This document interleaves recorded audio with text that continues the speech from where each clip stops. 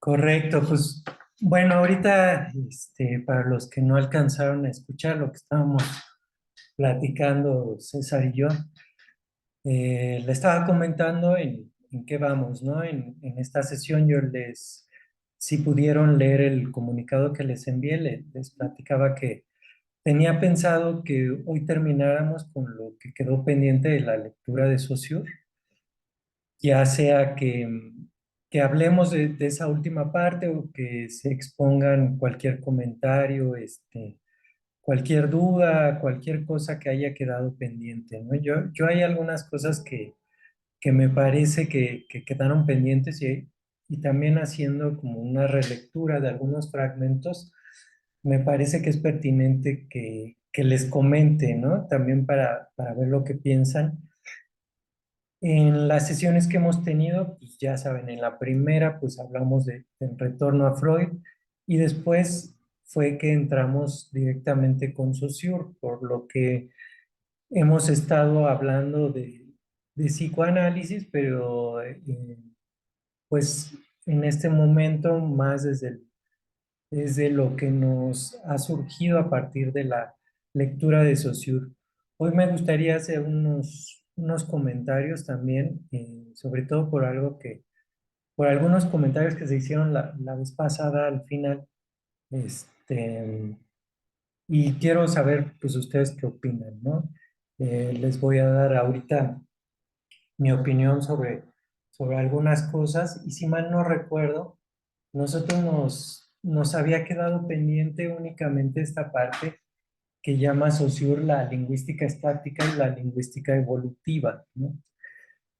La lingüística estática y la lingüística evolutiva, pues lo plantea Saussure como dos maneras de hacer estudios lingüísticos, ¿no? Que son necesarias para poder llevar a cabo todo un análisis que tenga que ver con la lengua y que tenga que ver con el habla, ¿no? Sobre todo tomando en cuenta los cambios que se van dando a nivel lingüístico.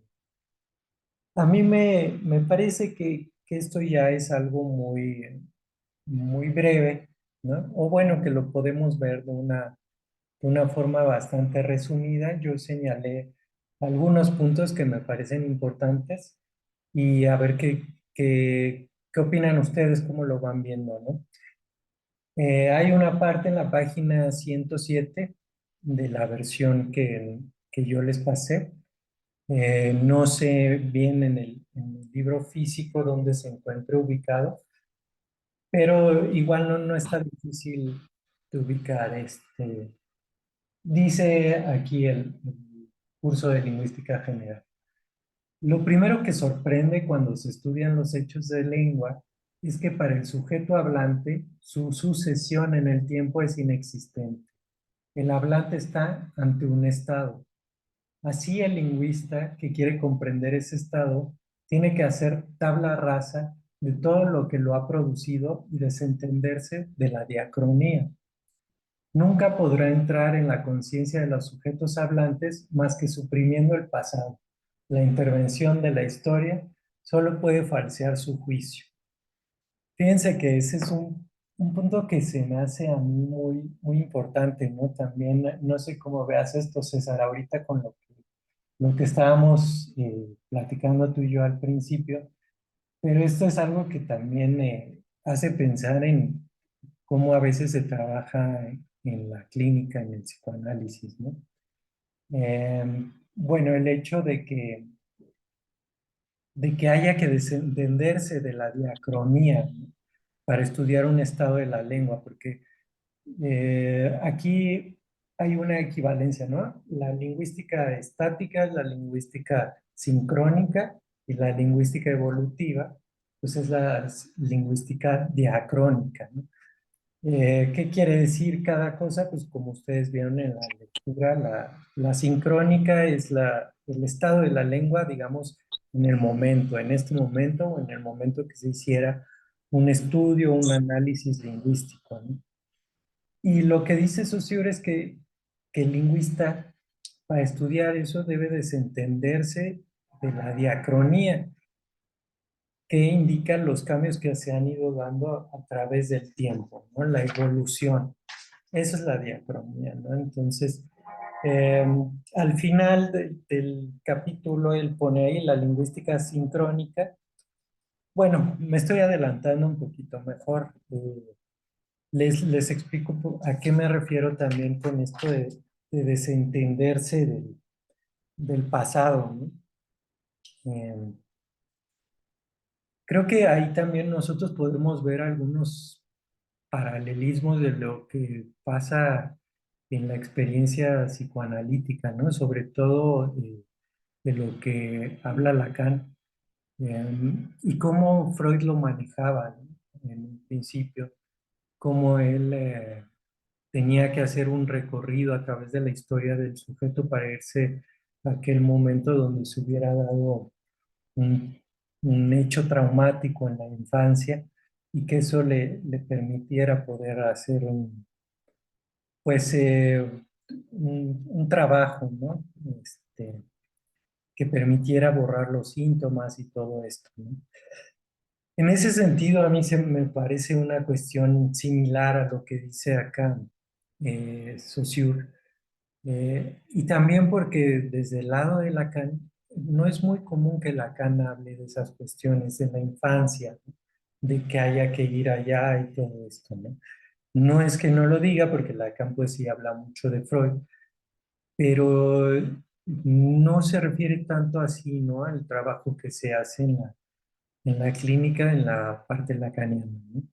No hay un recorrido tan, pues, tan insistente como aquel que hacía Freud, ¿no? Y bueno, eso es nada más algo que me hizo pensar a mí, ¿no? No quiere decir que la cosa esté tan íntimamente relacionada a lo que la forma de trabajar de Lacan como esto que menciona Saussure, pero es algo yo creo que también a mí me llamó la atención de este texto, ¿no? Fíjense que acá un poco más adelante en las páginas 119 y 120 hay algunas cosas que me parecen a mí también que llaman la atención. Dice, dice el texto. Así pues, los hechos diacrónicos son particulares. La alteración de un sistema se cumple por la acción de sucesos que no solo le son extraños, sino que están aislados sin formar sistema entre sí. Resumiendo, los hechos sincrónicos, sean cuales fueren, presentan cierta regularidad, pero no tienen carácter alguno imperativo. Los hechos diacrónicos, por el contrario, se imponen a la lengua, pero nada tienen de general. En una palabra, y a esto queríamos venir a parar, ni unos ni otros están regidos por leyes en el sentido definido arriba, y si con todo se quiere hablar de leyes lingüísticas, ese término abarcará significaciones enteramente diferentes según que lo apliquemos a cosas de uno o de otro orden. Aquí me parece que también hay cosas bastante destacables, ¿no? Lo que nos decía Saussure es que los cambios se van dando por distintas circunstancias, distintas situaciones y no necesariamente hay leyes que digan que la lengua va a cambiar por esto o por aquello, ¿no? Por leyes bien establecidas que digan que se comporta de cierta manera y que se tengan que cumplir siempre, ¿no? No es algo que pase, sin embargo, los cambios se dan en esa manera diacrónica, es decir, en esa manera evolutiva y se imponen también, ¿no? ¿Se acuerdan que de eso hablamos mucho la vez pasada, ¿no? Que los cambios no se eligen, son cosas que van sucediendo pero que finalmente terminan por imponerse, ¿no? Pero no puede alguien voluntariamente elegir esos cambios y decir, yo opino que de ahora en adelante vamos a llamar a tal cosa de tal manera y lo impongo, ¿no? Y por eso nos llevó a toda una discusión la vez pasada, ¿no? Y bastante interesante. Ahorita, cuando ustedes quieran interrumpirme, pueden hacerlo, ¿eh? Otra cosa que a mí me llamó la atención fue que en la página 120 dice también Saussure, ¿no? Cada cambio fonético, cualquiera que sea, por lo demás su extensión, está limitado a un tiempo y a un territorio determinados. Ninguno se produce en todo tiempo y lugar. Los cambios no existen más que diacrónicamente, ¿no? Bueno, eso refuerza un poquito más lo que estábamos diciendo, pero también en otro lugar de ese texto del curso de lingüística general, Saussure nos habla de que si en dos lugares se habla el mismo idioma y no hay nada que los una, digamos, territorialmente, pues los cambios se van a dar de maneras distintas, ¿no? Obviamente, por el uso que hagan cada quien de la lengua. Y no tiene que ver tanto con las condiciones propias de la lengua, sino con el uso que se le va dando, ¿no? En- por, digamos, por un grupo social, ¿no? Entonces, ahora sí, por último, yo lo que destacaría de ese final de capítulo, dice Saussure, de forma resumida, la lingüística sincrónica se ocupará de las relaciones lógicas y psicológicas que unen términos coexistentes y que forman sistema, tal como aparecen a la conciencia colectiva, es decir, en ese momento dado, ¿no? En ese momento, en ese momento y en ese sistema, ¿no?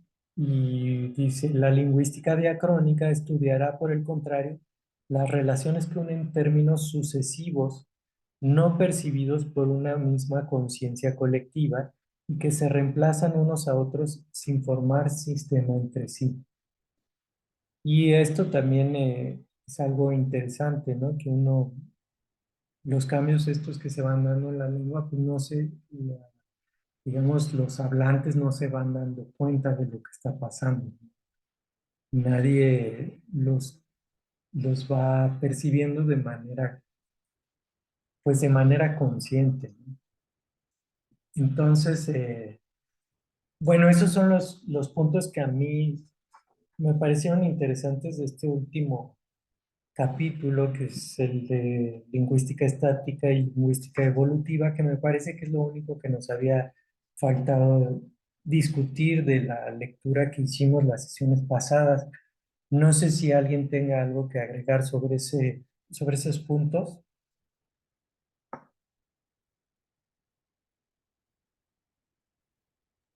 Yo quisiera decir algo, Sí, adelante, César, por favor. precisamente en ese capítulo, en el apartado 9 que dice conclusiones, hay Ujú. un par de cosas que son, o sea, pensando en el sentido que tiene o sea, digamos como el objetivo hacia el que se dirige leer esto en el contexto de Lacan, ¿no? Este, Empiezo, o sea, leo, son dos parrafitos. Dice, conclusiones. De este modo, la lingüística se encuentra aquí ante su segunda bifurcación. Primero, hubo que elegir entre la lengua y el habla. Esto hay que tenerlo en cuenta porque en ese texto del discurso de Roma se llama, sí es el discurso de Roma, ¿no? Que se llama Función. función y campo de la parol, del habla, que es a lo que se refiere aquí, y del lenguaje. Son dos aspectos, la palabra y del lenguaje. Se traduce como de la palabra y el lenguaje, pero me parece que ahí se refiere al asunto del habla y del lenguaje, que es la primera bifurcación entre la lengua como sistema y el habla como un elemento de ese sistema. Dentro de este capítulo, incluso llega a decir que para nosotros, así, para nosotros dice, el, el, el lenguaje sería, o sea, el lenguaje está constituido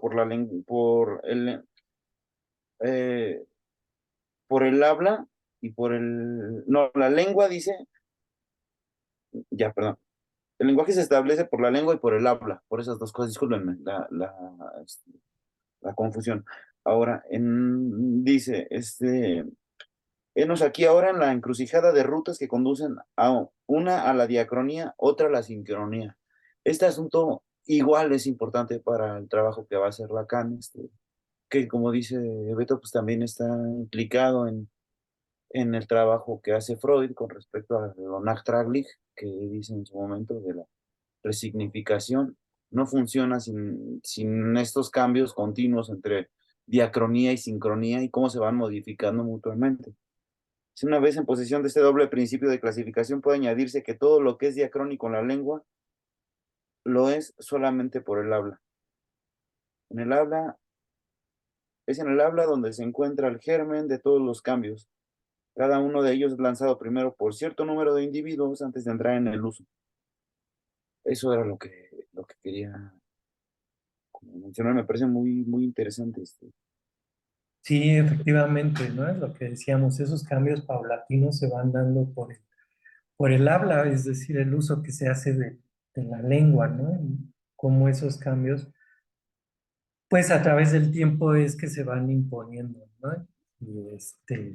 Y sí, efectivamente es algo que tiene muchas consecuencias para nosotros pues en el psicoanálisis, ¿no? Sí, totalmente. Perfecto, gracias César. ¿Alguien más?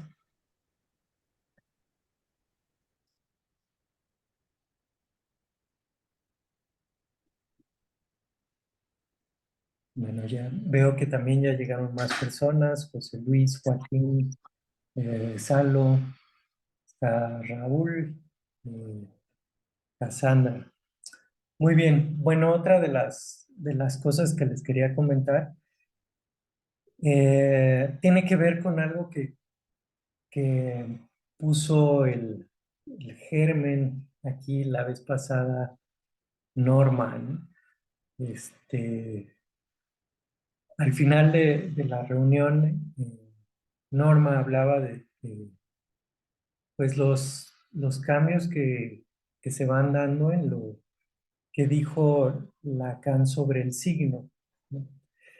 Y a mí también me llamaba la atención que Lacan pues habla del registro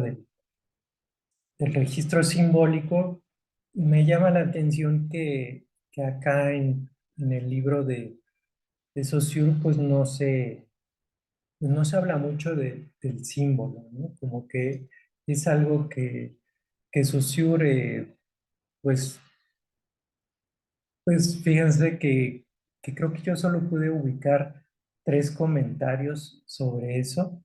Entonces, también me gustaría leerles porque son interesantes. Dice en la página 94: se ha utilizado la palabra símbolo para designar el signo lingüístico, o más exactamente lo que nosotros llamamos el significante. Pero hay inconvenientes para admitirlo, justamente a causa de nuestro primer principio. El símbolo tiene por carácter no ser nunca completamente arbitrario, no está vacío. Hay un rudimento de vínculo natural entre el significante y el significado. Y pone aquí su ejemplo, ¿no? El símbolo de la justicia, la balanza, no podría reemplazarse por otro objeto cualquiera, un carro, por ejemplo. Y en ese sentido, es que el símbolo es diferente de lo que se llama el signo, ¿no? Aquí estamos en socio porque, pues Lacan, una definición de signo, pues es lo que también hablábamos ayer, ¿no? De cómo en Lacan siempre van cambiando las cosas y es muy difícil este, decir que hay una sola manera en la que él se refiere al signo, por ejemplo, ¿no? Yo me puse a ver a raíz de lo que preguntaba Norma o de lo que mencionó al final la sesión pasada, y bueno, es muchísimo, ¿no? Es interminable, entonces... es difícil, pero sí quiero comentar también ahorita otra cosa respecto del signo, ¿no? Sin embargo, este párrafo de la página 94 pues también me pareció muy interesante porque habla del símbolo, del signo lingüístico y del significante, ¿no? Entonces, más adelante, en la página 99, dice Saussure, ¿no? Se podría también discutir un sistema de símbolos, porque el símbolo guarda una relación racional con la cosa significada, pero en cuanto a la lengua, sistema de signos arbitrarios, esa base falta, y con ella desaparece todo terreno sólido de discusión. No hay motivo alguno para preferir ser a sister o a hermana, ox, a buff o a buey, etc. Entonces, bueno, ahí está una de las diferencias, ¿no? El signo lingüístico, ¿no? El significante es el signo tiene un principio que es su arbitrariedad, es decir, tiene un cierto vacío ahí, ¿no? Lo que mencionábamos la vez pasada, que no hay nada en las cosas que implique que se deban de llamar de esa manera, ¿no? Prueba de ello es la diferencia que hay entre los distintos lenguajes, ¿no? Como la misma cosa tiene distintos nombres en distintos lugares, ¿no? Sin embargo, los símbolos, pues sí tienen un carácter más racional, ¿no? Un símbolo sí no puede ser arbitrario, ¿no? Es una cosa que identifica, bueno, más bien es algo que identifica a cierta cosa, ¿no? Que nos refiere a ella. Entonces, no sé si alguien tenga algo que comentar con respecto a esto.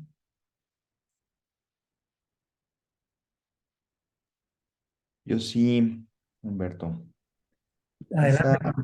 esa cuestión del rudimento de vínculo natural y la cuestión del simbolismo, que creo más adelante lo vamos a poder ver ahora que empecemos a leer lo de Freud, los textos que recomendaste, de ahí de la interpretación de los sueños, cuando él habla del valor figural, ¿no? Ujú. Sueño. No sé, a mí me cuesta un poco de trabajo vislumbrar esa cuestión de vínculo natural, o sea, no dejo de ver en ese vínculo natural ya como una elaboración o una relación entre significantes. O sea, sí entiendo esa argumentación de que no es con cualquier otro símbolo que podría reemplazarse la balanza en el caso de la justicia, pero me parece que para llegar pues a ese símbolo, vaya, veo como esa estructura, no lo veo como radicalmente diferente al de la relación entre significantes. Y, y es eso, o sea, no veo una diferencia radical, pues. Sí, como que no parece algo tan natural, ¿no? Sí, o sea, sí, para mí sigue estando presente esta cuestión de lo arbitrario y si llega en algún momento a considerarse como vínculo natural, más bien fue por medio también de la experiencia y de la exposición a los hechos del lenguaje y la relación entre significantes, no porque tuviera que ser así, o sea. Pero bueno, es algo que a mí me ha inquietado. O sea, hace meses que leí esos apartados que indicaste para la reunión de hoy de Freud, me quedé con esa cuestión del valor figural. O sea, bueno, ahorita yo creo que ya vamos a ir para allá, pero sí entiendo que el símbolo representa algo en tanto figura. O sea, ese es el valor figural. Por un lado, la figuración y por el otro, el valor signante. El valor signante en el sueño pues estaría como ordenando las imágenes en lo que sería la estructura significante, ¿no? Pero yo insisto en eso, en que ese valor figural no es así tan natural y tan radicalmente opuesto a la estructura significante. Pero bueno, ya los demás irán dando sus comentarios.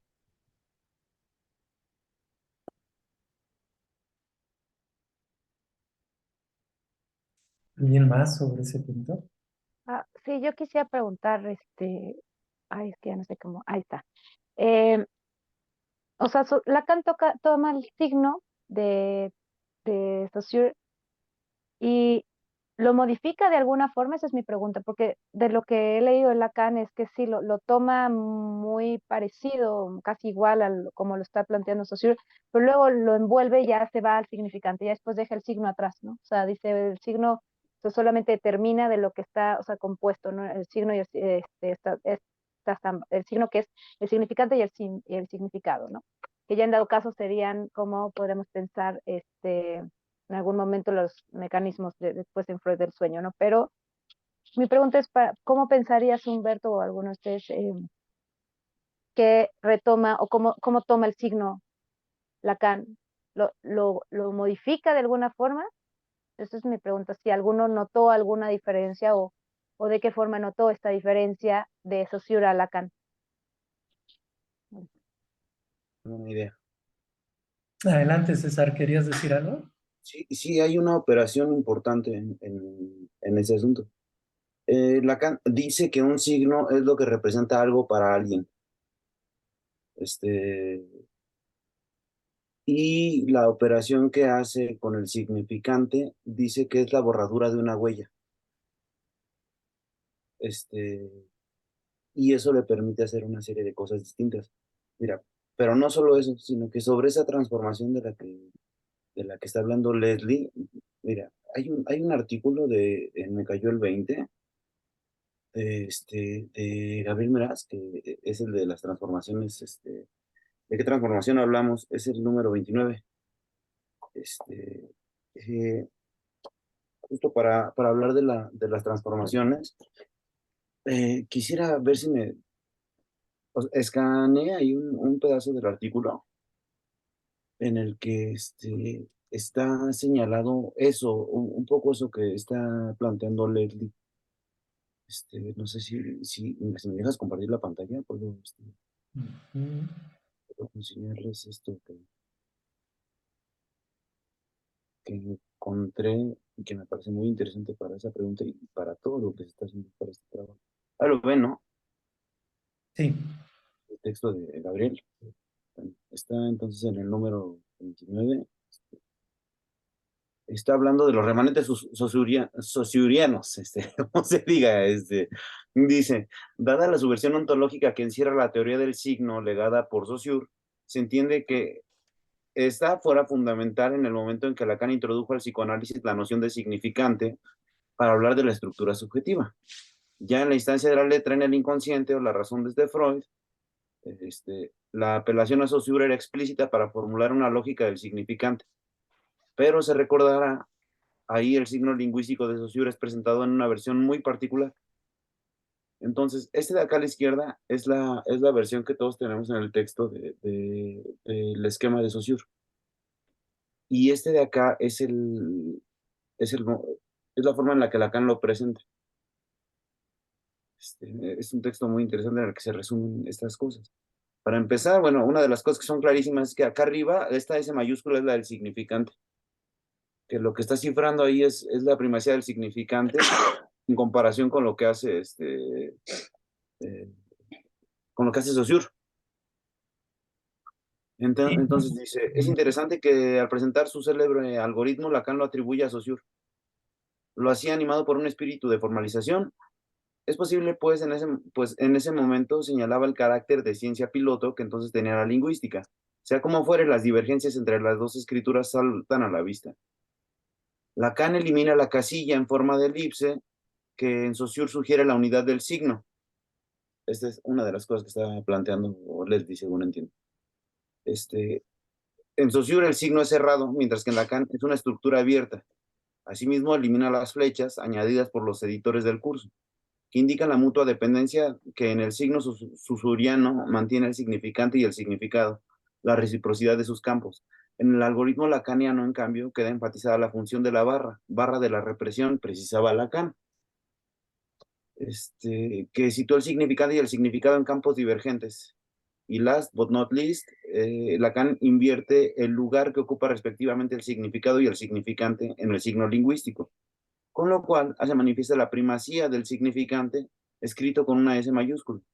Vemos que Lacan literalmente puso de cabeza el signo saussuriano, pero si bien trastoca por completo el signo sobre el cual se vio fundada la lingüística estructural, con su algoritmo ofrecía una versión intervenida, minimalista del mismo. Eso me parece que es un texto interesante de Gabriel sobre esta pregunta en particular que hace Rey.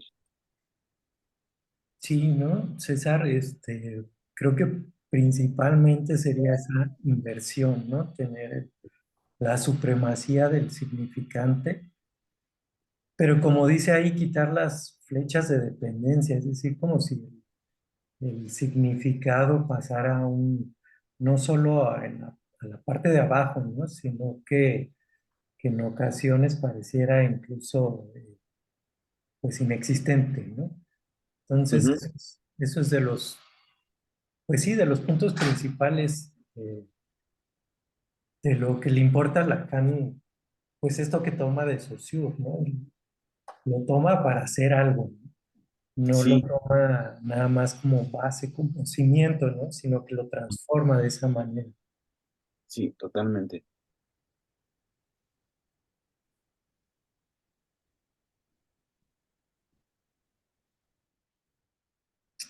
¿Alguien más sobre este punto?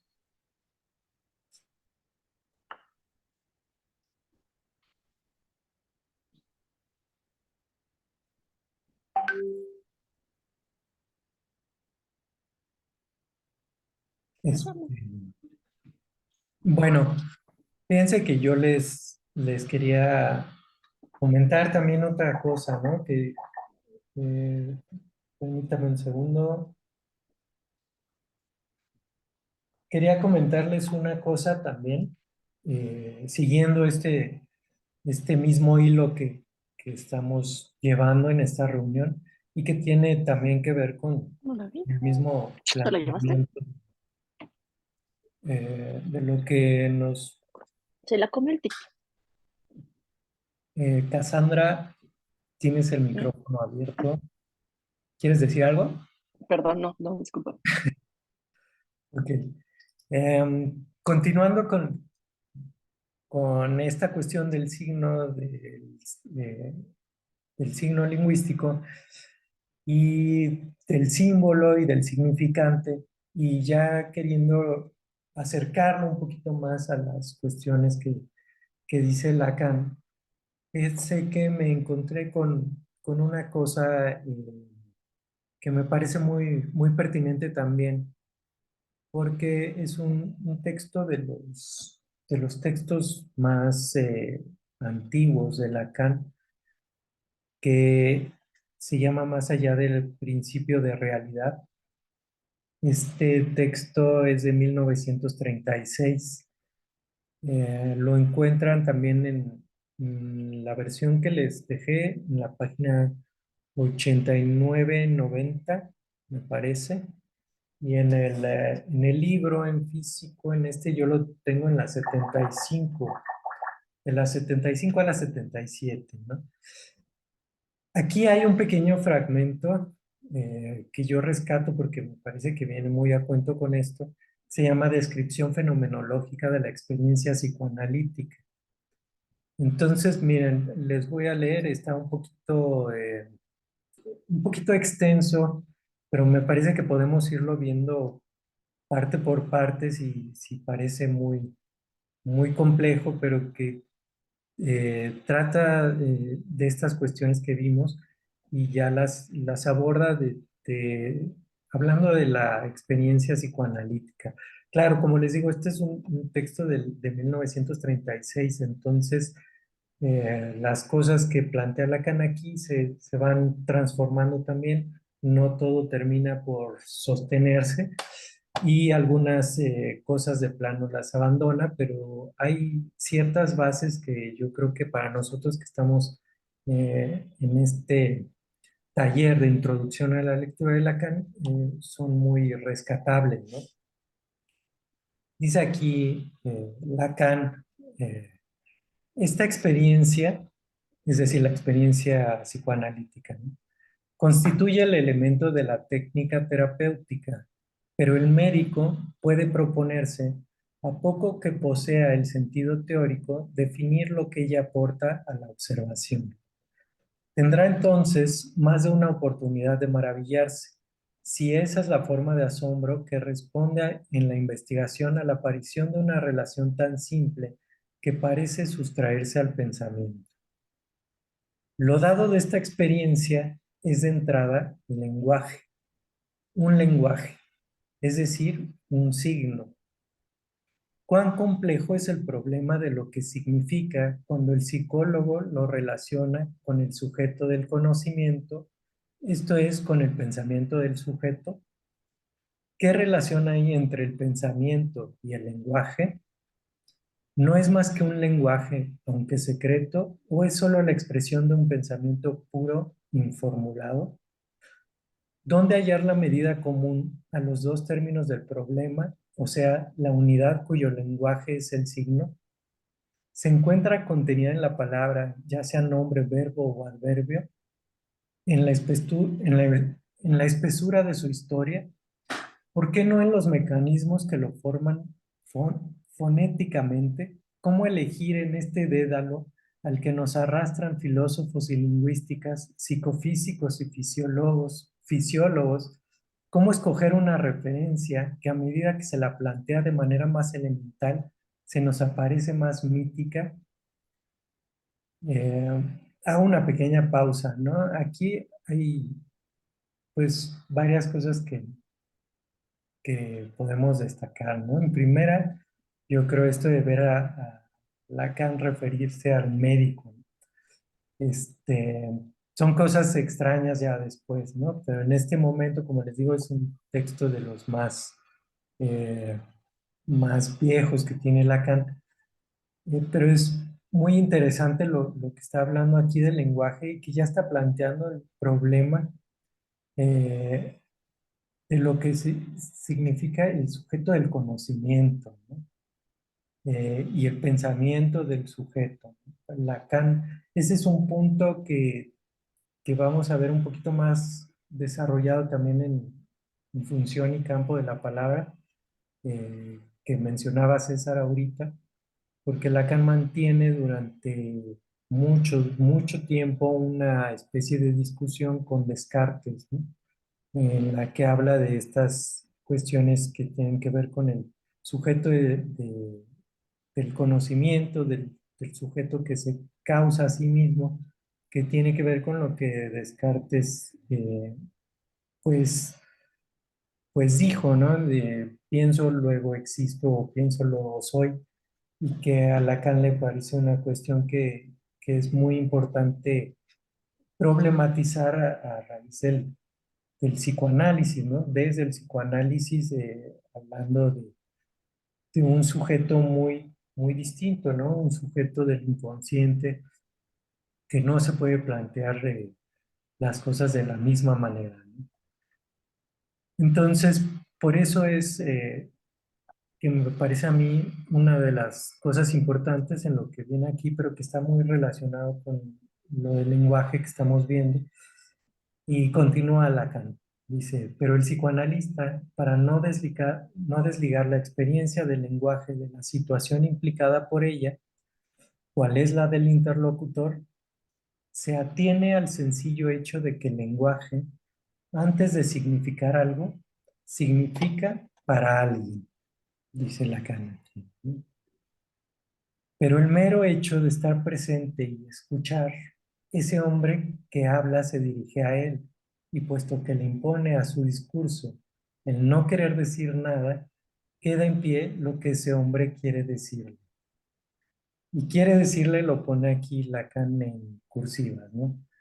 Dice, en efecto, lo que dice puede no tener sentido alguno.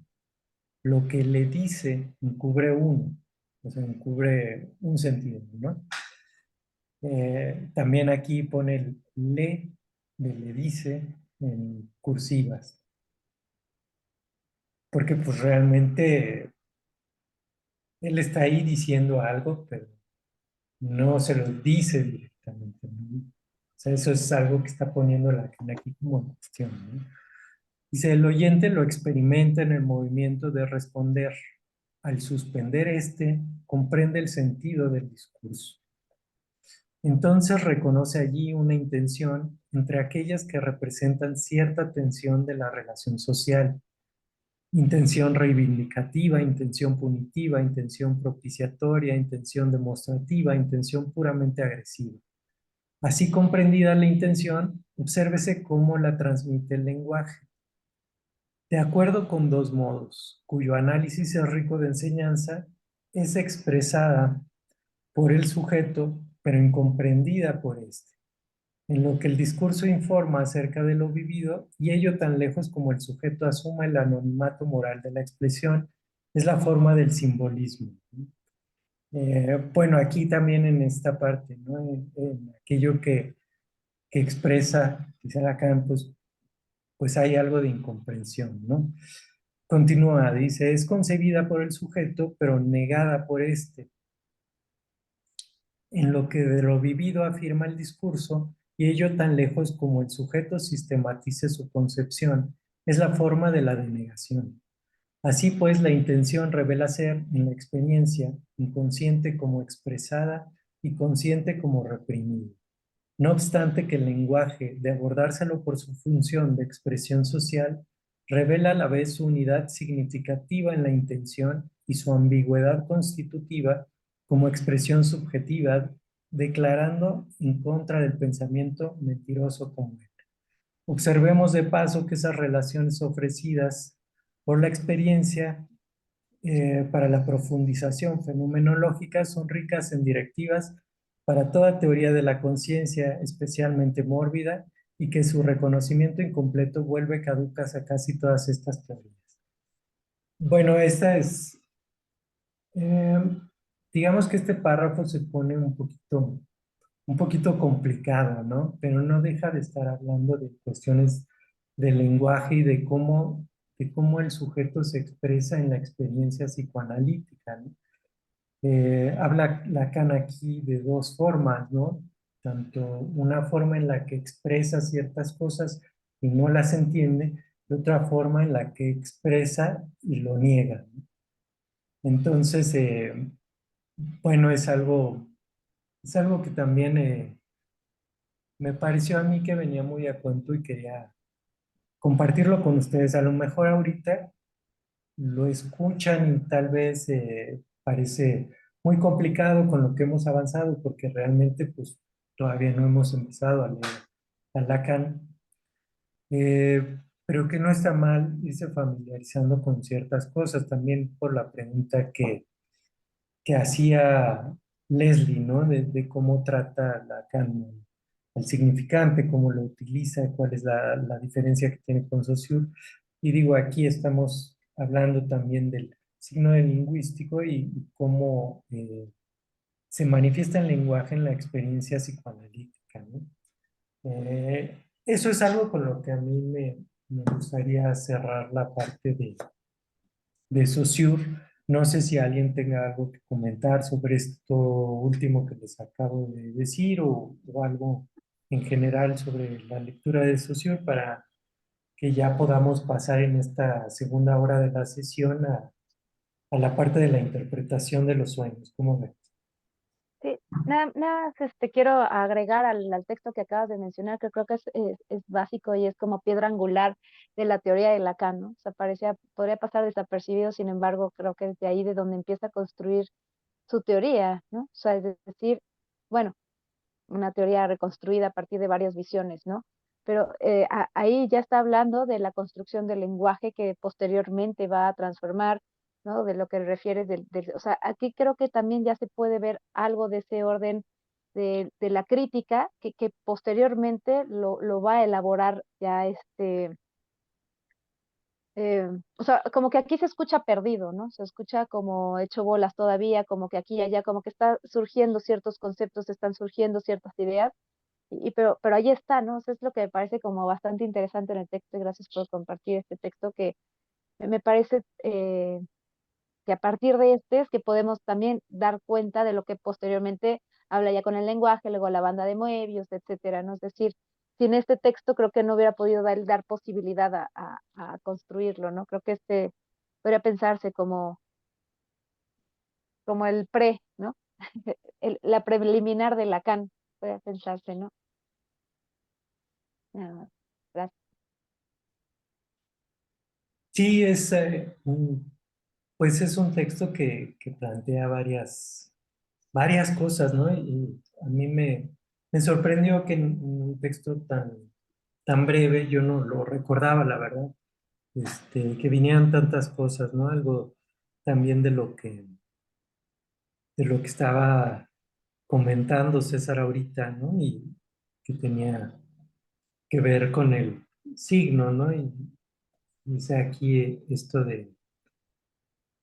como dice, para, n- la, para no desligar la experiencia del lenguaje de la situación implicada por ella, cuál es la del interlocutor, se atiene al sencillo hecho de que el lenguaje, antes de significar algo, significa para alguien.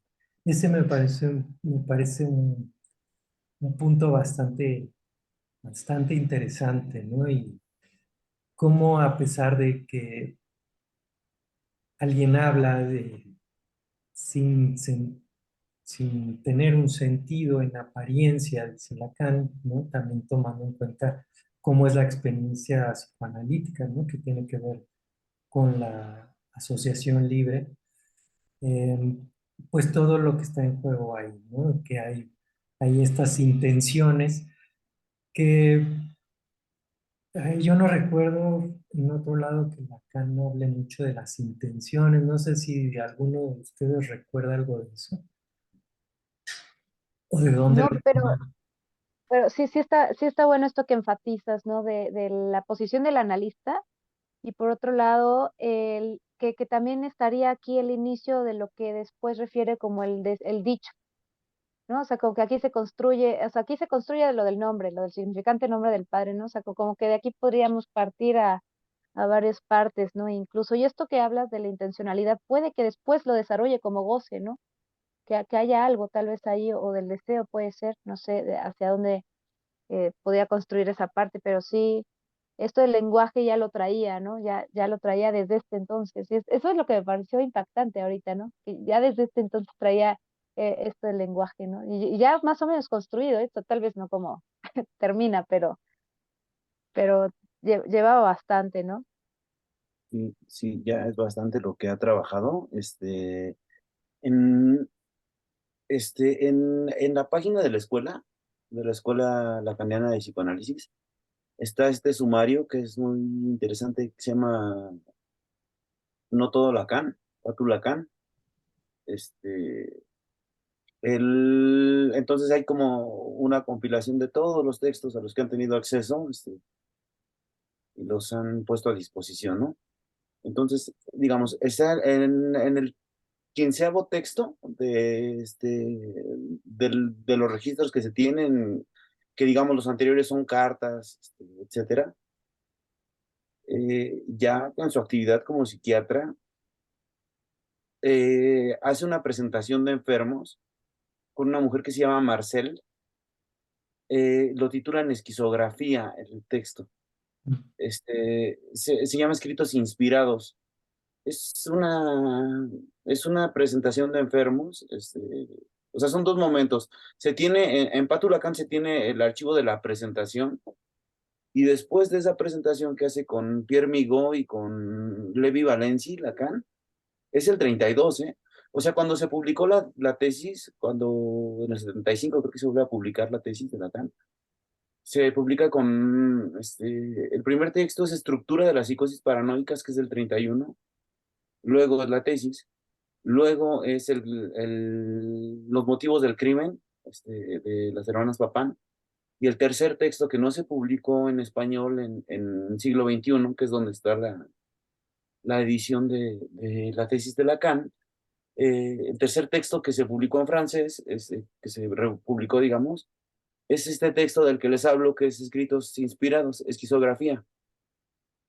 Es de una persona de una enferma, lo que sea que eso significa, este, que, que escribe de manera inspirada.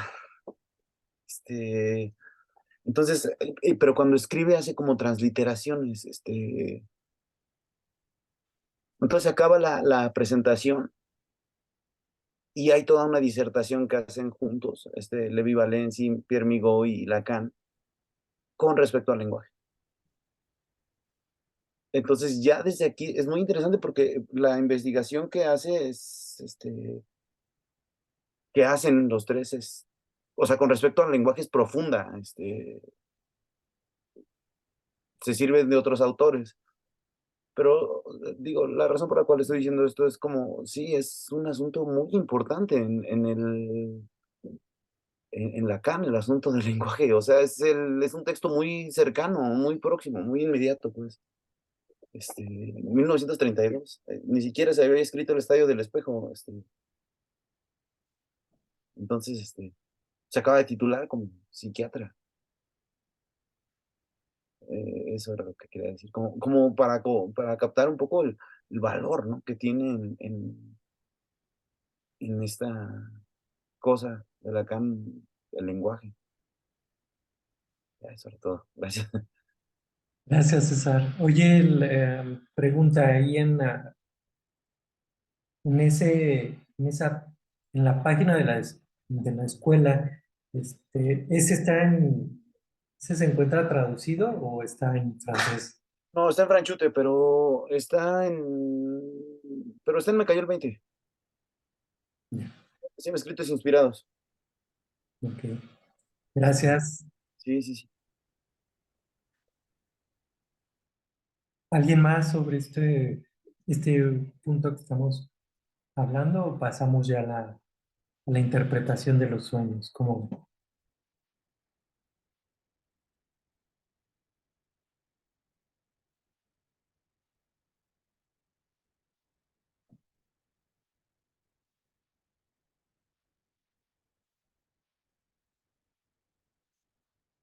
pues yo digo que ya empecemos, ¿no? Con el texto de Freud.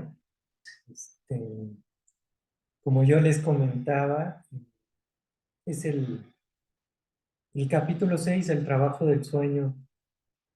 Para este momento en el texto de la interpretación de los sueños, pues Freud ya vio varias cosas, ¿no?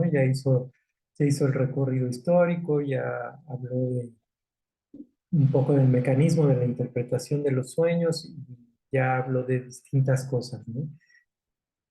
Pero me parece a mí que justo en este punto, en este capítulo en particular del trabajo del sueño, es donde se tiene pues no sé, la columna vertebral de esto que es la interpretación de los sueños, estos mecanismos, condensación, desplazamiento y que después también nos mencionaba ahorita Juan, la, la figuración, que es el último término. Yo ya no puse ese capítulo para que lo leyeran,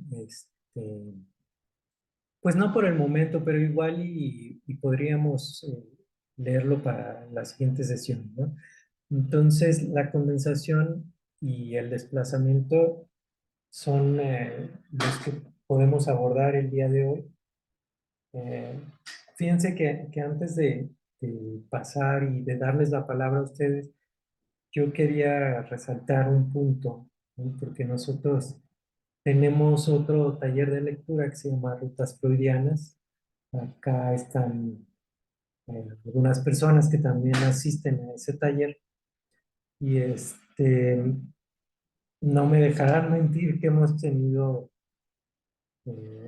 varias veces la discusión de poder hacer una distinción precisa que nos permita no confundirnos con el contenido latente o los pensamientos del sueño, ¿no? Muchas veces nos ha dado la impresión de que no es lo mismo, ¿no? De que son cosas distintas, pero en fin, aquí Freud hace la distinción al principio, eh, pensando en el capítulo 6 del trabajo del sueño, dice Freud, el contenido latente o pensamientos del sueño despejados por nuestro procedimiento, ¿no? Bueno, ahí los pone como igual, ¿no? Desde ellos y no desde el contenido manifiesto desarrollamos la solución del sueño. Dice un poquito más adelante, el contenido del sueño se nos aparece como una transferencia de los pensamientos del sueño a otro modo de expresión, cuyos signos y leyes de articulación debemos aprender a discernir por vía de comparación entre lo original y su traducción, ¿no? Entonces, el contenido latente y los pensamientos del sueño, los pensamientos oníricos, hay que verlos como si fueran la misma cosa, ¿no? Aunque los llame Freud de manera distinta, son una y la misma cosa, ¿no? Entonces, no sé con qué quieran empezar el trabajo de condensación.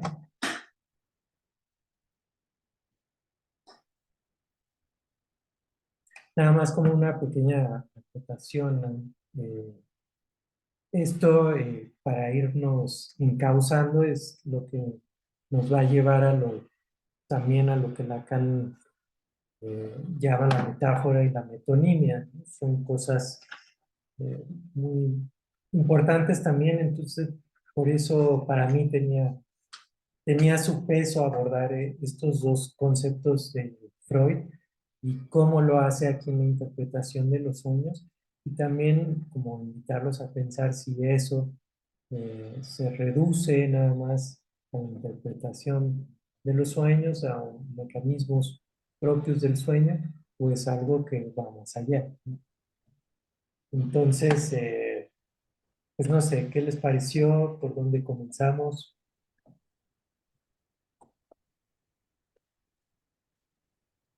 Pues que arranquen los de rutas freudianas, ¿no? Igual y pueden servir mucho de guía. Sí, aquí Ándale. ya tenemos a gente bastante experta, tenemos a Salo, tenemos a Liliana, tenemos a Erandeni, está Joaquín, ¿quién más está? José Luis, me parece que has estado por ahí. Mm, No sé, creo que son todos, ¿no? No estoy seguro si Anayeli ha estado también en rutas bolivianas, creo que no. Pero bueno, los escuchamos. Ay, pero recuérdame, ¿es el tomo 2, en el tomo 5? Tomo 4. Ah, Es el entonces tomo déjame 4. regresar. Espérame. Mira, empieza en la página 287.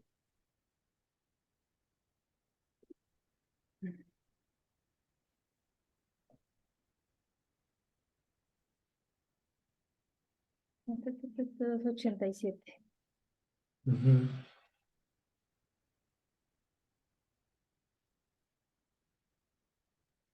Hola, buenas noches.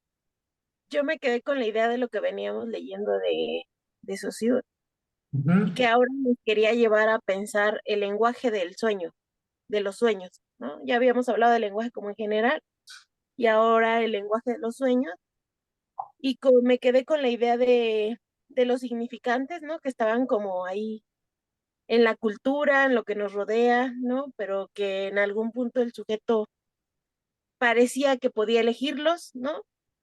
Con bastante precisión, pero en algún punto no tanto, ¿no? Ahí están causándonos como ruido. Y pensar ahora esta parte del sueño, ¿no? Que empiezas a leer y me quedé como con esta idea de cómo uno despierta sabiendo que soñó, pero en realidad tiene casi nada de lo que soñó, ¿no? Y cómo de ahí se va a desplegar justo con la ayuda del lenguaje. Ujú. Bueno, que justo lo habíamos estado abordando, ¿no? Muchísimo como justo esta forma en cómo funciona el sueño a manera de imágenes, ¿no? Em, y estas imágenes que aparecen en el sueño, al hablarlas, ahí me vas ayudando, ¿eh, Humberto? Sí, claro. Justo como cuando aparecen ya en lo que Freud va a denominar como em, la elaboración, a ver, elaboración secundaria o trabajo del sueño. No, es que el trabajo del sueño viene antes. No. Sí, aquí ¡Ay! estamos hablando de Es trabajo. que parte del trabajo del sueño también Freud considera que el tan solo hecho de narrar ese sueño o esas imágenes ya es parte del trabajo del sueño, ¿cierto, Humberto? ¿O yo ya me perdí ahí? Sí, Sí, ¿no? sí, Eh, ah, y bueno, este momento me parece como que de pasar a ese lenguaje de imágenes a lenguaje de palabras, me parece que es bien interesante porque se va a tejer perfectamente con el texto que viene enseguida después de que revisemos este de Freud, que es el de Lacan, el lo real, lo imaginario y lo simbólico, ¿no? No sé, me parece como interesante este recorrido. Yo no sabía en qué iban, me aventé el que sigue, pero a mí me da como, ahora sí que, como un sentido el estar hablando ahora de imágenes, ¿no? Empezando con el tema del sueño.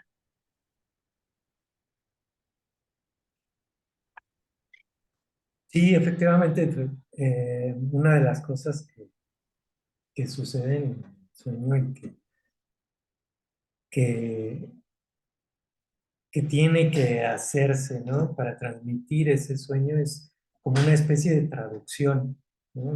De aquello que se soñó, ponerlo en palabras para poderlo, ahora sí, para que sea para alguien, ¿no? Como decía en el texto que les leí, ¿no? Lo que hace el soñante, pues es traducir esas imágenes que él estuvo viendo, esa especie de película o esa representación que él vio, tiene que hacer todavía una doble representación, ¿no? Y ahora pasarla a palabras, ¿no? Entonces, más o menos, pues eso se relaciona con lo que tú ahorita estabas mencionando, ¿no? Y ahí tiene mucho que ver esto. Desde el principio Freud lo dice, ¿no? Y una de las cosas que también le agradecemos a Freud es la manera de nombrar las cosas y de explicarlas, porque pues sí, a diferencia de lo que les leí, vean cómo pone Freud desde el principio aquí, ¿no? Lo primero que muestra el investigador, o sea, el investigador de los sueños, digamos, la comparación entre contenido y pensamientos del sueño es que aquí se cumplió un vasto trabajo de condensación. El sueño es escueto, pobre, lacónico, si se lo compara con la extensión y la riqueza de los pensamientos oníricos. Condensación, pues luego uno lo escucha y se da cuenta que pues es una especie de compactación, ¿no? De compactar mucho contenido en algo pequeño, ¿no? Entonces es lo que plantea que aquí no sé si Raúl estaba levantando la mano. Y buenas noches. Buenas noches, Raúl. Este, bueno, la verdad que he leído la interpretación de los sueños en la versión económica, la Iztaccíhuatl. Pero bueno, eh, de manera general lo que he comprendido ahí es que los sueños pues nacen a partir de toda la estimulación que existe a nuestro alrededor. A partir de esos estímulos se van a ir formando y conformando los sueños. Y allá en el sueño, pues, vienen ya los deseos, ¿no? Todas esas cosas que queremos se van conformando en, en las imágenes, en las acciones, en todo lo que soñamos. Y como muy bien decías, lo que yo he entendido en la condensación es que a veces en alguna figura, en algún personaje, no es uno solo, sino hay dos o tres o cuatro, hasta cinco personajes en la misma figura. Entonces, eso sería de manera sencilla, digo yo, lo que sería la condensación en el sueño. Muchas Y gracias, Raúl. Ah, perdón, sí. bueno, Sí, sí, no, adelante. está bien, eso quería comentar. Este, para la cuestión ya más significativa, más interpretativa, más relacionada con Lacan, pues tiene que ver con el lenguaje, ¿no? Eh, El sueño, pues, es parte del inconsciente, bien lo sabemos. Y el inconsciente está estructurado como un lenguaje. Bien, entonces a partir de estos elementos, a la hora de que hacemos una interpretación de los sueños, los hacemos a través de la asociación libre, o sea, a través del lenguaje. Y ahí es donde surgen los aspectos inconscientes. Bueno, así lo veo yo, de manera muy sintética. Y bueno, los sigo escuchando, voy a ponerle, que se me acabó la batería. Gracias, Raúl. Pues sí, efectivamente, de las cosas que ahorita comentó Raúl, es que fueron muchas, ¿no? Bueno, hay muchos aspectos ahí. Por un lado nos habló un poco de las fuentes del sueño, que para este punto ya Freud habló sobre eso. Eh, entonces, es, es difícil no contextualizar, ¿no? Pero sí, efectivamente para Freud se toman los restos diurnos, ¿no?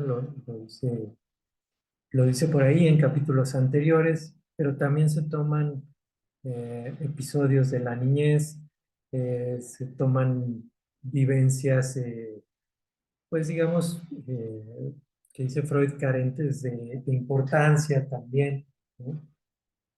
Se utilizan para construir el sueño, pero también se toman muchas otras cosas que tienen que ver precisamente con pues con este mecanismo de la condensación, ¿no? Porque se toman palabras también, se toman personas, se toman distintas cosas, ¿no? Entonces, sí, efectivamente lo que decía Raúl, ¿no? Hay personas que en un sueño pueden representar pues a más de una, ¿no? Son personas mixtas que pueden ser, a lo mejor en el sueño vi a mi maestra, era la imagen, pero yo estaba hablando con mi mamá y al mismo tiempo estaba, eh, pues no sé, haciendo algo que hace mi hermana y son todas esas personas en una, ¿no? Y eso también es lo que nos habla de la condensación, ¿no? Y nos habla la condensación del lenguaje también en el sentido, dice Freud aquí, de que el sueño es lacónico, es muy breve, ¿no? A lo mejor nosotros a la hora de contarlo, pues nos lleva 1 o 2 minutos relatarlo completo, pero estuvimos soñando un buen rato, ¿no? Estuvimos tal vez horas, no podemos saber nunca cuánto tiempo estuvimos soñando, pero eso también se va viendo a la hora de revisar el contenido latente, es decir, cuando empieza a hacer la asociación, como bien decía Raúl, pues van saliendo mucho más cosas, ¿no? Y es algo que dice Freud, o sea, a lo mejor el sueño es media página, lo puedes escribir en un párrafo, o tal vez en la mitad de una página, pero ya todos los pensamientos, el sueño, todo el contenido latente va a ocupar varias. Y es precisamente por este mecanismo de la condensación, ¿no? Hay una parte, Humberto, en la 291, en donde dice que justo cada uno de los elementos del contenido del sueño aparece como sobredeterminado, como siendo el subrogado de múltiples pensamientos oníricos. Me parece que esa palabra clave, esta de la sobredeterminación, es algo que, pues sí, para mí está muy de cerca con el tema de la condensación, ¿no? Y también con la multivocidad de los elementos que aparecen en el sueño. Y que por ahí también retoma Freud como estos elementos que pueden ser, bueno, que están sobredeterminados, que son multívocos, que son puntos nodales, ¿no? Y que justo por ser puntos nodales van a reunir muchísimos de lo que son los pensamientos oníricos. Y por ahí, cuando habla sobre este párrafo, bueno, sobre estas cosas, poquito antes habla sobre el ejemplo del sueño de la monografía botánica. Que igual si alguien se acuerda un poco como de ese sueño, pues de ese sueño se ayuda para explicar esta parte de la condensación. Aunque bueno, Freud ocupa los sueños, bueno, algunos sueños en varias ocasiones durante justo el libro de la interpretación de los sueños, tanto en el 1 como en el 2.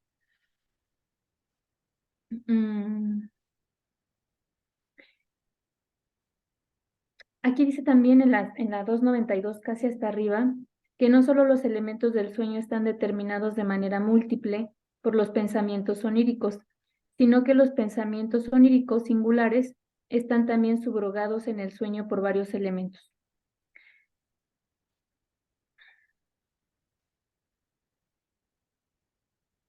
Bueno, creo que hasta ahí me parecía importante rescatar este tema de la sobredeterminación. Coincido con eso, Salo.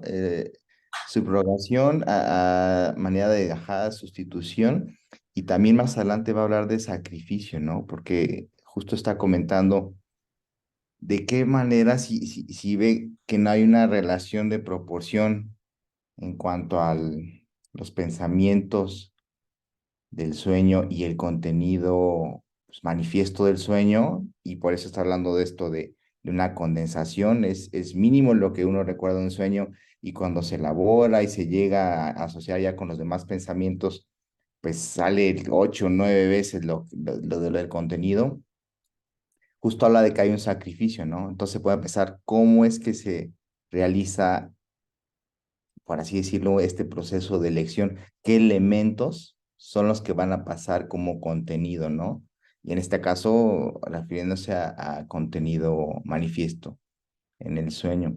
Pero sí, subrogación y sacrificio, creo que ahí son clave en este proceso de condensación. Y lo que mencionó Raúl también de la asociación, también me parece muy importante, porque justamente cuando el discurso se abandona hacia las ocurrencias, lo que está abandonando son las representaciones meta.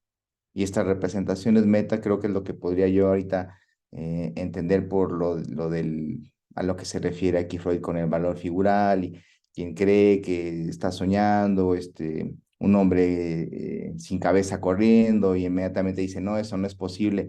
A lo mejor eso sería como una representación meta, pero sí, también fue puntual esa cuestión de la asociación libre. Oye, me queda una duda. ¿En dónde está la parte del sacrificio? ¿Lo dice o tú eres el que Y llega que como... algo se sacrifica, déjame buscarlo. Sí, de sacrificando, o sea, como que un elemento se sacrifica y para pues, dar el lugar justamente a otros. Déjame buscar en qué párrafo fue. Ay, lo siento, porque La, yo la, luego me pala- la meto... palabra resonó, desde luego. Desde luego la palabra resonó. Ahora, está muy fresco. Y, Mm, mm, mm. por ejemplo, sí, justo en la página 300, el primer párrafo, cuando habla sobre el sueño de la inyección a Irma. Irma deviene la subrogada de estas otras personas sacrificadas en el trabajo de condensación, en la medida en que hago que ocurra en ella todo lo que rasgo por rasgo, y ahí está el papel también fundamental del rasgo por rasgo, me recuerda a esas personas. ¿Cómo ves? Ujú.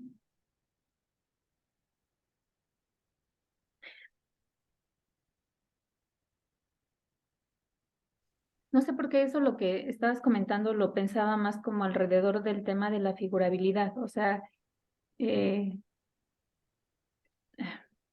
no solamente de la figurabilidad, porque ya empieza en algún punto de aquí, según yo, a hablar justo de la censura, ¿no? Como qué, qué es lo que sí puede aparecer en el sueño y qué no. Eh, Me parece que, no sé, por ahí podría estar como esta cosa de algo que se sacrifica, ¿no? Ah, aunque no sé, estaba pensando rápido que aunque algo se sacrifique, no significa que no esté aludido de una u otra forma dentro del sueño, ¿no?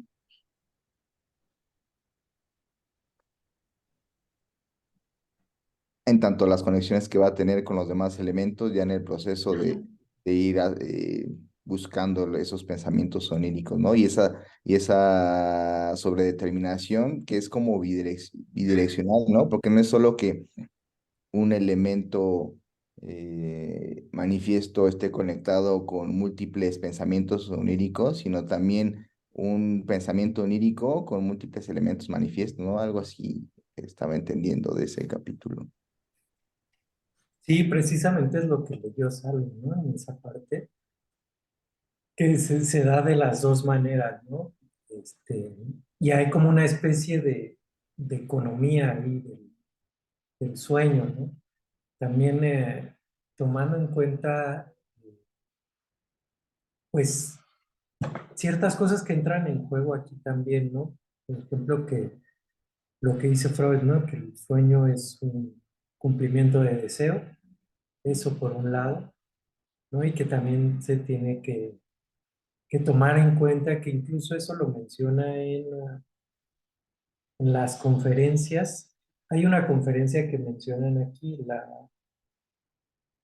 es la 11ª conferencia de introducción al psicoanálisis, ¿no? Y en esa conferencia y también habla de que lo principal del sueño, pues es que es el guardián del dormir, ¿no? Entonces, pues finalmente tiene que mantener eh, esa selección de cosas que se van a representar, como digamos, hasta cierto punto, ¿no? Eh, Hasta un punto donde permitan que el sujeto pues, siga dormido. Entonces, ahí entra también esta cuestión de la censura y de las cosas que de alguna manera se van a representar en los sueños, ¿no? Humberto, Sí, Joaquín. fíjate que ahorita con lo que estaban comentando, y esto último, me arrebataste la palabra porque quería mencionar también esto sobre la 11ª conferencia. Sí, adelante. Y, y fíjate que leyendo la página 156, donde dice mediante la superposición de los individuos, y más adelante la 157, pero ahí me detuve en la nota número 3, porque me llamó la atención cómo Freud, por qué habla de la condensación, el desplazamiento, o sea, de dónde lo sacó. César mencionaba ayer pues, de dónde sacaba las cosas Lacan, ¿no? Este, ahí chuscamente, ¿no? Y me llamó la atención esta tercera nota, de dónde vino esa inspiración, y ahí dice Francis Galton. Y entonces, googleando y haciendo un poco de trampa aquí con lo de Wikipedia, resulta que era pues un tipo como estudioso, preparado, ¿no? Más o menos dice que era matemático, antropólogo, genetista, psicólogo, geógrafo, meteorólogo, estadístico, todo esto. Lo menciono porque eh, como que da mucha luz con todo esto que están comentando, la superposición, la pérdida, lo que comentaba ahorita Juan Carlos, y vienen efectivamente unos ejemplos de que cita Freud, pero también menciona que Freud en más de una ocasión se se apoya en el trabajo de Francis Galton sobre las fotografías compuestas. Entonces, yo no soy como aficionado a la fotografía, pero creo que sería hasta incluso didáctico echarle un vistazo al trabajo de este señor, porque más o menos lo que entendí es que tomaba como varias fotografías en una misma placa, o trabajaba, por ejemplo, con familias que tenían algún padecimiento como psiquiátrico, algo así, y superponían las imágenes de estas personas y daban un rostro como facial, sacaba exacta, eso, ese trabajo. Y entonces, así como que tener bien claro el trabajo de Galton me permitió como ir entendiendo los avances, lo que va diciendo Freud, de dónde lo va sacando, porque es como muy, como les digo, ¿no? Didáctico, y parece que va aclarando un poco. Ya en su momento creo que también se mencionó o se trabajó con esta Erandemi, y que por ahí ya nos atoramos en algún momento del punto, creo que era el I o el F en rutas freudianas con el trabajo de los sueños. Pero nada más para mencionarlo, para mencionarlo, y con lo que van diciendo, se abre el panorama, y yo no encontraba muy bien el puente de por qué en tu índice pones el curso de socio, y fue casi como de un pasito, dar un pasote, ¿no? Pero sí ya, esa trampa estuvo muy buena, Humberto. Da ya se vio el puente, ¿no? Es como ir caminando y ves el horizonte y dices, allá hay barranca, y no, resulta que llegas al límite y ves el puente y dices, aquí hubo trampa, ¿no? Pero mañosamente muy bien. Muchas gracias, Joaquín. Brandon estaba levantando la mano y ya se me perdió.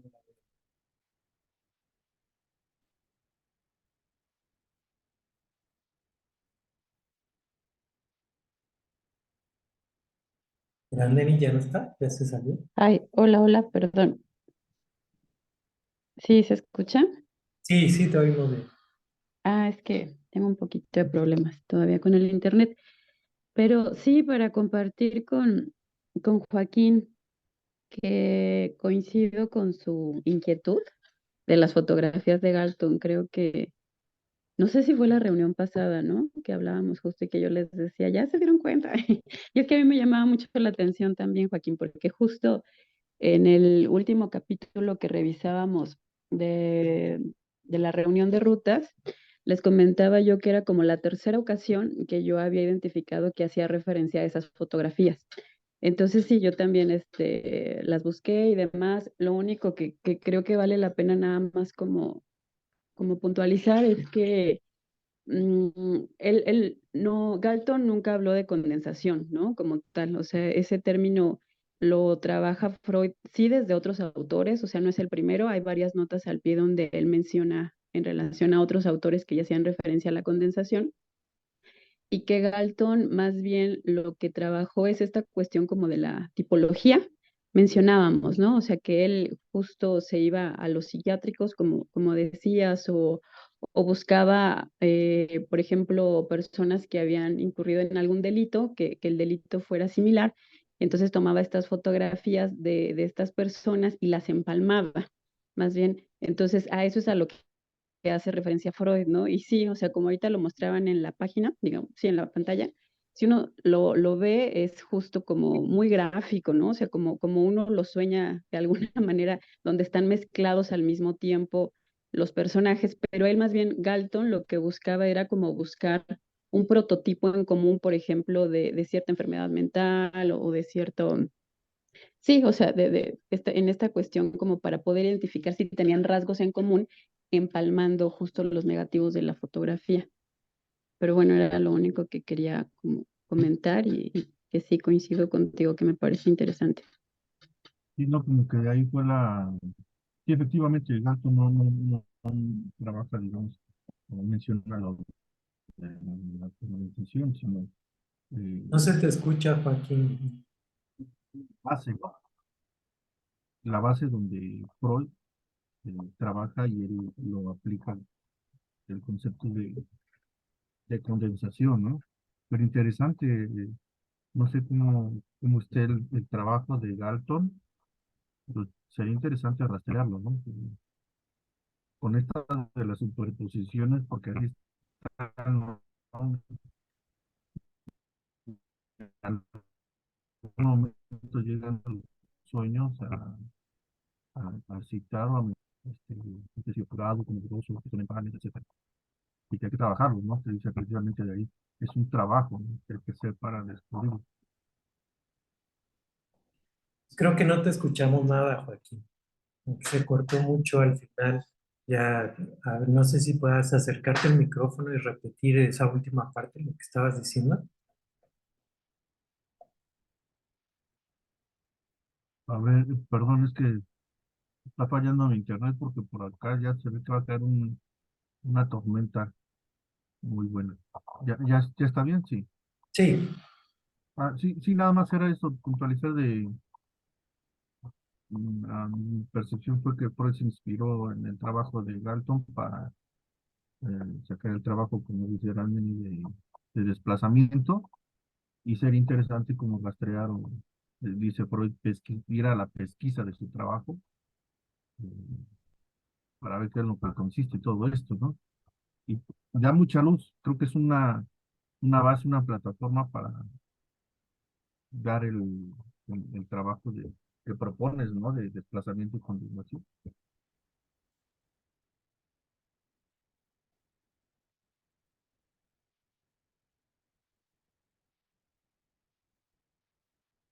gracias, Joaquín. Gracias, Eranmeni, también.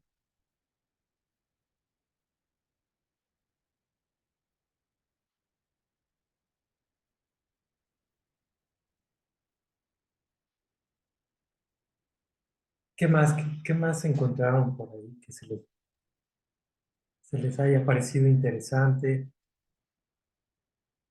Pues yo me regresé al diccionario, al de la Ah, plancha. mucha mentalidad. Es que está muy bueno porque justo a mí siempre me parece que hay un tema con la censura, ¿no? Em, y una de esas preguntas que plantea aquí justo en el Laplanche, se pregunta de cómo explicar la condensación. Y dice que cabe ver en ella un efecto de la censura y una forma de escapar de la misma. Si bien, como hizo observar Freud, no se tiene la impresión de que sea un efecto de la censura, no obstante, en el hecho de la condensación, la censura ve realizados sus propósitos. En efecto, la condensación dificulta la lectura del relato manifiesto. Pero si el sueño actúa por condensación, no es solo para eludir la censura. La condensación es una característica del pensamiento inconsciente. En el proceso primario se cumplen las condiciones que permiten y favorecen la condensación. La energía libre, no ligada, tendencia a la identidad de percepción. El deseo inconsciente quedará, por lo tanto, sometido desde un principio a la condensación, mientras que los pensamientos preconscientes, atraídos hacia el inconsciente, lo serán secundariamente a la acción de la censura. Bueno, quería retomar justo como estas cosas de la... Ay, es que no saben cómo a veces me ayuda esto del tumbaburros psicoanalítico. Y quería compartir esto, que a mí me parece interesante esta cosa de la censura, ¿no? También justo parte del trabajo del sueño es todo esto que tiene que estar haciendo, por ahí decía Freud, ¿no? Como también en el sueño es una manera diferente como de pensar y de funcionar, bueno, no sé si de plantearlo también, no, sí tiene que ver con una manera diferente de funcionamiento, ¿no? Justo esta forma de funcionamiento es en el sueño es a través de esta parte que conocemos como el proceso primario, ¿no? Y que justo dentro del proceso primario, tanto la condensación como el desplazamiento serían, pues sí, mecanismos de los cuales hace uso como el psiquismo, ¿no? Para producir, por ejemplo, en el caso de los sueños, pues los mismos sueños.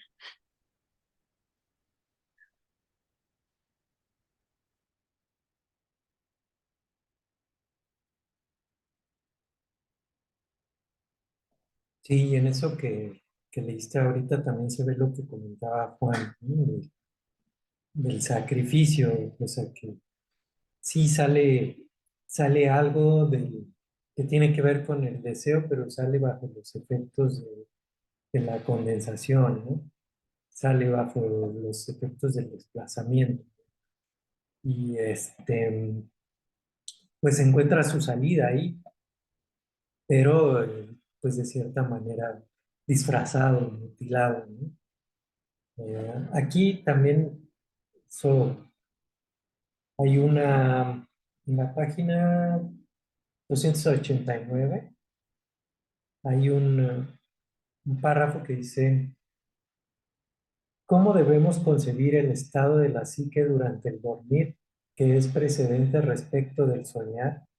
¿O existen yuxtapuestos todos los pensamientos oníricos o discurren sucesivamente o varias hilaciones coetáneas de pensamientos se forman desde diversos centros para reunirse después? Opino que no tenemos necesidad alguna de crearnos una representación plástica del estado de la psique durante la formación de los sueños. Basta con no olvidar que se trata de un pensar inconsciente y que probablemente el proceso es diverso del que percibimos dentro de nosotros en la reflexión intencionada acompañada de conciencia, ¿no?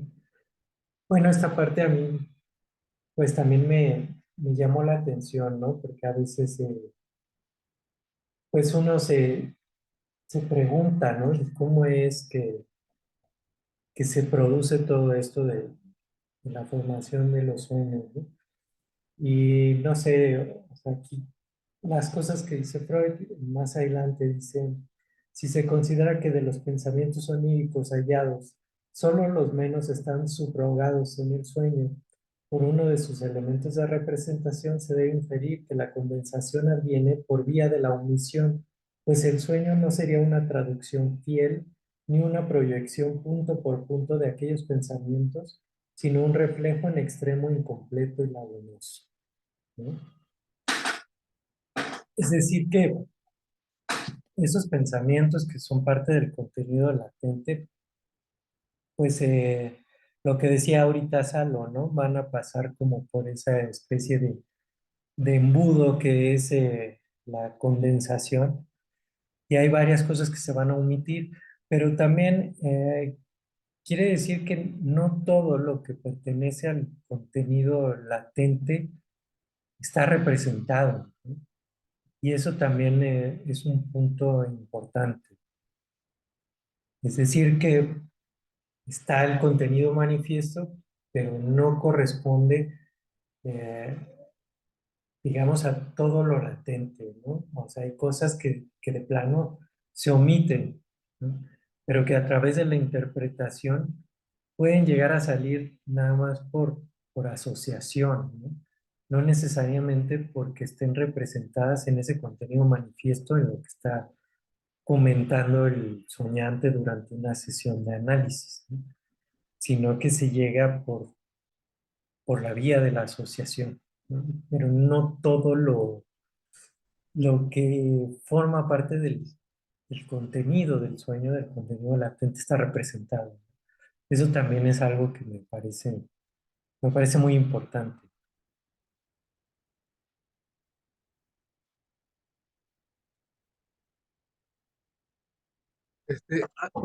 Disculpa, algo que creo que no debemos perder de vista es precisamente lo que es ya dentro del análisis del sueño, precisamente lo esencial, que es el deseo inconsciente que aparece en el sueño.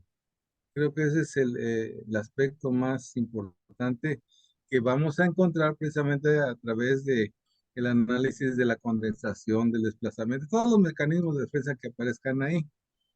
Finalmente, cuando aparece un sueño fragmentado, no está completo el paciente, no, el analizante, no da más que unas pistas. Si lo dejamos seguir en análisis, si lo dejamos es- que él continúe asociando acerca de su sueño, aunque lo lleve a otros lados, eso finalmente nos va a llevar a lo que sería en Lacan lo que llaman la palabra plena, ¿no? En donde podemos encontrar un dato muy significativo para poder interpretar. Entonces, eh, como analista, creo que hay que saber escuchar y dejar que el otro hable, aunque a veces hable con un silencio que nos perturba, que nos duele y que a veces hasta es insoportable ese silencio. Entonces también es parte del inconsciente que tenemos que saber interpretar y que a veces forman parte de esos sueños, ¿no? Em, ahora que, se, que Lacan viene a enriquecer a Freud porque hay un desarrollo más importante de Saussure con relación al lenguaje, pues creo que está más puntualizado, ¿sí? Y nos permite tener una comprensión más plena y hacer una clínica mucho más expedita, diría yo, no tanto en el aspecto de sustituir a Freud, sino de enriquecerlo con los conceptos lacanianos. Eh, yo tuve la fortuna de leer a Lacan, de intentarlo leer muchas veces, ¿no? Y la verdad que lo terminaba votando, pero últimamente, hace poquito, lo volví a releer y ya vi qué es lo que pasa. Ese cuate es bien sarcástico, más que complejo, es sarcástico, nos dice una cosa y nos dice otra, nos está vacilando, nos está tratando como ignorantes, es racista, machista, es un genio ese cuate, ¿sí? Pero no se le quita lo machista ni lo sarcástico, pues, en su lenguaje rebuscado. Obviamente tenía gente súper preparada ahí en sus seminarios. El mismo Levi Strauss creo que estaba por ahí y muchos otros que no recuerdo. Pero sí, al final que le encontré el hilo, pues ya le entendí muchas cosas, aprendí muchas cosas de él y se me hizo muy sencillo entender lo que los gringos dicen acting out. Ay, caray, pues un niño impulsivo, ¿no? Pues no es eso.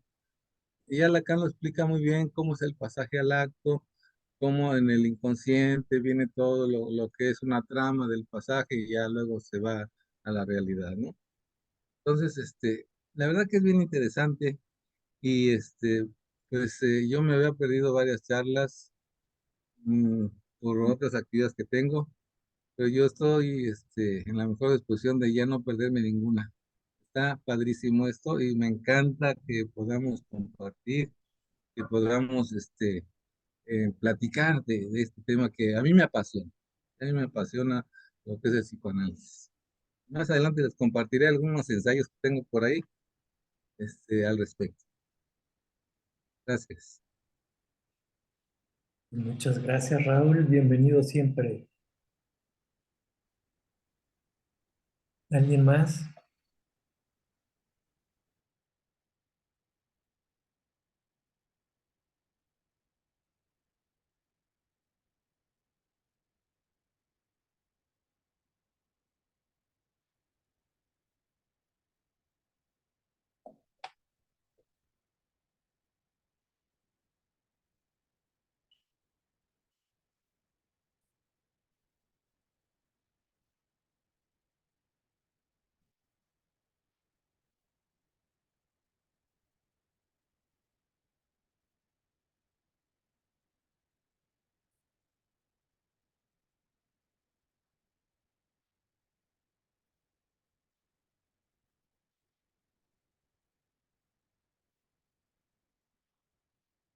Fíjense que hay un par de cosas también a mí me parecen interesantes, ¿no? Que dice Freud sobre la condensación, que los pensamientos oníricos, aunque ayuden a comprender el fondo del sueño, siempre pueden descubrirse otros, ¿no? Lo que nos indica que un sueño nunca llega a interpretarse de forma exhaustiva, ¿no? Y eso también implica que la cuota de condensación, dice Freud, es indeterminable, ¿no? O sea, no podemos saber qué tan compacto, pues, por llamarlo de alguna manera, es ese sueño, ¿no? Qué tanto está representado en ese poquito, porque siempre se le puede ir sacando más, ¿no? Esto es algo que también lo hemos platicado luego en el otro taller de rutas freudianas, ¿no? Cómo es que si uno se acuerda de un sueño después de un tiempo y lo vuelve a platicar, pues siguen saliendo cosas, ¿no? Van a salir otras cosas distintas y no importa es decir, podríamos decir que a lo mejor esas cosas nuevas ya no tienen que ver tanto con el sueño, sino más con la situación actual. Pero no importa, ¿no? No importa en el sentido de que si ese sueño nos está trayendo esas otras cosas, sigue siendo ese contenido latente el que está hablando ahí, ¿no? Entonces, esto de que sea indeterminable la cuota de condensación, dice Freud, nos deja en evidencia que un sueño puede interpretarse de una manera, ¿cómo decirlo?, abierta, es decir, que no es algo que se cierre, no es algo de que, pues tu sueño quiere decir esto y punto, ¿no? Ahí se acabó. No, es algo que todavía puede seguir actuando, ¿no? Después de un tiempo.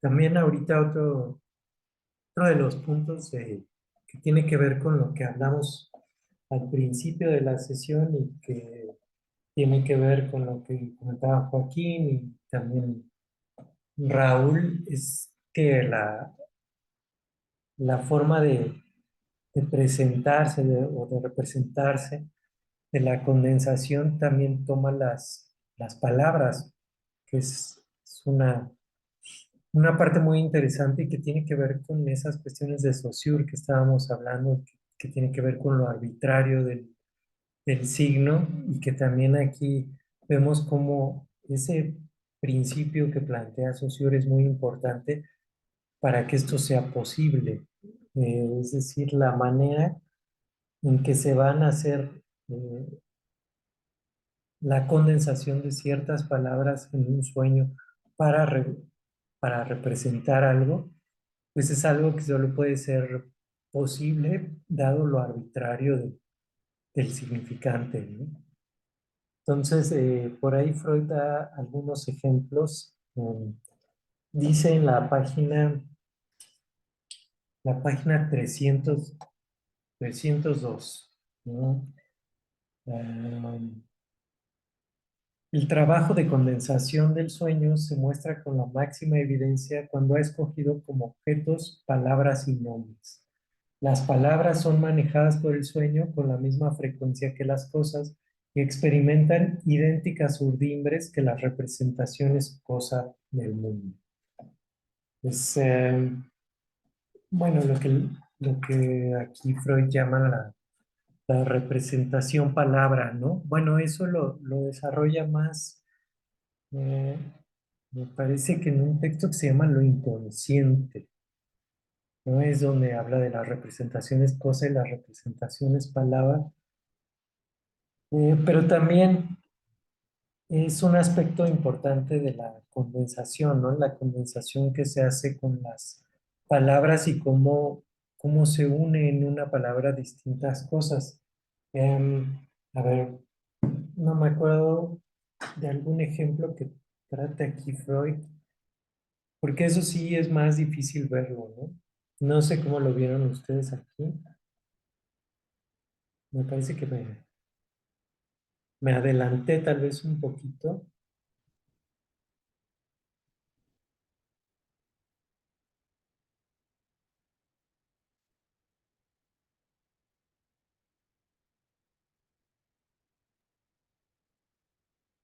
Pues en la 305, ¿no? Pues Habla tal sobre el ejemplo del autodidacta, Ándale, ese.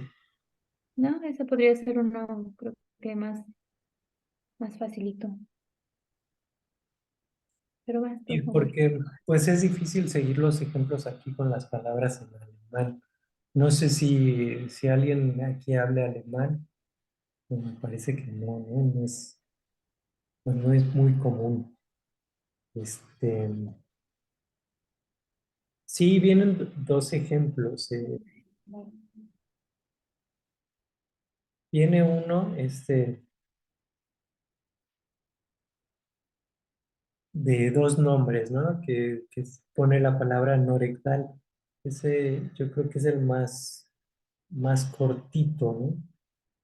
Porque dice, cierta vez un colega me envió un ensayo del que era autor, en que a mi juicio concedía importancia excesiva, un descubrimiento fisiológico reciente, y sobre todo trataba el asunto con expresiones hiperbólicas. La noche siguiente soñé con una frase que sin duda se refería a ese tratado. Es un estilo verdaderamente no rectal. Digo, no sé si se pronuncia así, no sé. La resolución de ese producto léxico me resultó trabajosa al comienzo. Era indudable que se había creado parodiando superlativos como colosal, piramidal, pero no era fácil señalar su origen. Por fin el engendro se me separó en los dos nombres de Nora y Ekdal, tomados de dos conocidos dramas de Ibsen. En un periódico había leído yo antes un ensayo sobre Ibsen del mismo autor, cuya última obra criticaba en el sueño, ¿no? Entonces ahí esa palabra pues le sirve a Freud en su sueño, ¿no? Digamos en su inconsciente, para representar pues algo que él quería poner ahí de manifiesto, ¿no? Fíjense que ya nos quedan 5 minutos, entonces yo creo que podemos ir cerrando. No sé si quieran comentar algo más sobre, sobre la condensación. ¿Alguien tiene algo más, algo que esté quedando fuera, que les parezca importante resaltar? Si no, para que la próxima sesión podamos, yo creo, pasar a la parte del desplazamiento y tal vez ya leer el otro texto que yo les comentaba y empezar a trabajar sobre ello, ¿no? Entonces, ¿cómo ven? Ahorita quieren... Leslie, adelante. Sí, nada más resaltar lo de la represión, ¿no? Que creo que también lo menciona en el texto bastante y que no ha sido mencionado curiosamente ahorita hablando del deseo, del inconsciente y de todo que tiene que ver con este significante y la condensación, ¿no? Que la condensación en sí son varios elementos en conjunto, pero que no tienen por qué estar relacionados en el mismo grupo uno con el otro, ¿no? Cuando ese sería, por ejemplo, el desplazamiento, pero que tanto en el desplazamiento como en la condensación no podemos dejar fuera que no existirían si no fuera por la represión. O sea, es decir, el inconsciente esto hace rato hablaban de una lógica, de un lenguaje, una de las chicas. No veo los nombres tanto, pero entonces, bueno, fue una de las chicas en el que ¿qué refirió de la condensación? Ay, se me fue el avión, no puede ser. Ay, lo tenía aquí. Lo del lenguaje. Y sí, esa es otra organización, es por eso le llama a él, bueno, ya después Lacan en Función y Campo, pero es una organización, el inconsciente, pero es una organización que da lugar gracias a la represión primaria, ¿no? O sea, eso ya está ahí, pero no sabemos que está allí hasta que llega algo que nos da cuenta que está allí. El Señor decía algo de que algo que viene de afuera solamente y después refiere lo de los deseos. Pero no dejemos fuera que tanto adentro como afuera y el contexto también están al mismo tiempo, ¿no? Y contando también la represión. O sea, yo uniría como todas estas para contemplar lo que se ha estado mencionando hoy. O sea, que sin la represión no daríamos cuenta de estos mecanismos o de estos funcionamientos, ¿no? Que es la operación que permite la condensación. Es justo que no se pueda dar cuenta de eso, del disfraz y la censura que también refería, ¿no? Pero ¿por qué se da el disfraz y la censura? Pues porque se reprime, ¿no? ¿Pero por qué se reprime? ¿Qué es la represión? Lo que decía, ¿no? El principio del placer y todo eso. Pero bueno, nada más quería como dejarlo como tal vez a elaborar. Gracias y bonito día. Perfecto, muchas gracias, Leslie. Sí, efectivamente, pues si quieren la próxima sesión podemos iniciar hablando de esto que nos plantea Leslie ahorita. Podemos terminar con el desplazamiento. Podemos ya de ahí pasar pues a la conferencia ya de Lacan, ¿no? Y empezar de una vez a leer a Lacan. Y de todas maneras yo les mando correo para decirles cómo podemos ir trabajando, porque la conferencia ahorita, déjenme ver rápido cuántas páginas tiene. Yo creo que tampoco son muchas, entonces sin problema podemos avanzar en ella. Son 44 páginas, entonces no es mucho. Yo creo que podemos ver el desplazamiento, podemos decir tal vez algunas cosas sobre la metáfora y la metonimia. Y si les parece bien, pues ya pasamos a la conferencia, lo simbólico, lo real, lo imaginario. A quienes nos visitan por primera vez, yo les hice llegar la carpeta con los textos. Si no la tienen, por ahí me mandan un mensaje por WhatsApp y para que los puedan descargar y puedan hacer las lecturas. Y pues nos vemos la próxima. Muchas gracias a todos por estar aquí y bueno, pues que pasen buena noche. Nos vemos dentro de 15 días si no hay algún feriado o algo así. Muchas gracias. Gracias, Gracias. buenas noches. Hasta luego. Gracias a Buenas ti, noches. Milton, Gracias. gracias. Bien, bien. Hasta luego. Bye.